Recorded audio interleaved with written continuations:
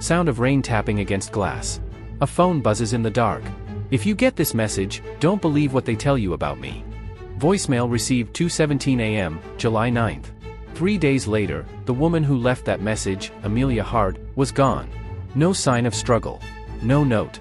Just an empty flat, a half-packed suitcase, and the scent of her perfume clinging to the hallway air like a secret that refused to leave. Amelia was 31, an art restorer from Vermont who traveled often for work. She had just finished a contract repairing a 19th-century mural in a small Massachusetts chapel. Locals remembered her as the quiet girl who always paid in cash.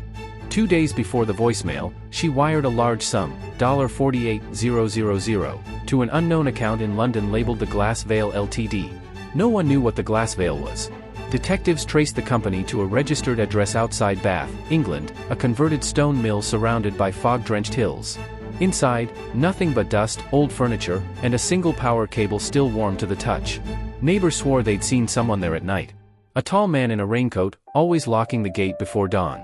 Among the discarded mail was an envelope addressed to Amelia Hart with a Canadian return label. The label led to Maple Bridge, Ontario, a quiet town where everyone still left their doors unlocked, until that summer. A man named Declan Reeves, IT consultant, rented a small house near the woods. He told neighbors he worked remotely for a European design firm. After Amelia vanished, Reeves left Canada abruptly, booking a one-way ticket to Sydney, Australia, 2 days before Interpol flagged his name. His landlord found something odd in the empty house, a sealed glass jar filled with black sand and a note that read, "Trust the pattern." The Sydney police picked up the trail at a small coastal cafe. Reeves had used his laptop there frequently, connecting to a public network under the alias Mirror Field. When technicians pulled the browsing data, they found a single recurring search phrase. Amelia Hart Authenticity Certificate Rothenburg. Rothenburg, Germany. A medieval city known for its preserved art and centuries-old trade in restoration forgeries. At an art gallery in the Old Quarter, investigators met a curator who remembered Amelia. She'd been in contact about an unsigned 1880s painting rumored to hide a second image beneath its surface, a palimpsest, valuable only if proven real.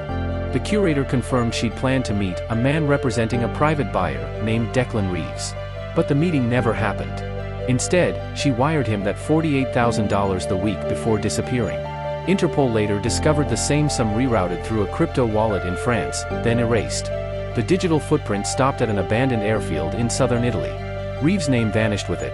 The case crossed 5 jurisdictions and 4 continents. Each step forward exposed another layer of deceit, false passports, stolen artwork, forged certificates. But beneath the financial maze, one detail chilled the investigators most. Wherever Amelia's trail went cold, so did the trail of someone else. A collector, a broker, a restorer, each missing, each connected to the Glass Veil.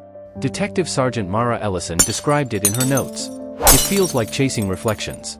Every lead looks solid until you touch it, then it ripples and disappears. 6 months later, a parcel arrived at a London police mailbox with no return address. Inside was a single Polaroid, Amelia standing before a vast ocean, half smiling, wind whipping her hair. Behind her, faint but visible, the reflection of a man in the cafe window, Declan Reeves. Written across the bottom in faded ink. Trust the pattern. Forensic tests dated the photo 2 weeks after she'd officially vanished. Authorities reopened the file. Interpol called it a transnational fraud and disappearance. Online forums called it something else, the Glass Veil Conspiracy. To this day, no one knows who took that photograph or where it was shot. They say every masterpiece hides the ghost of its first mistake. Maybe Amelia found hers. Maybe she became it. Because somewhere between truth and illusion, between money and memory, the glass veil still stands. Watch out for part 2, where the veil begins to crack.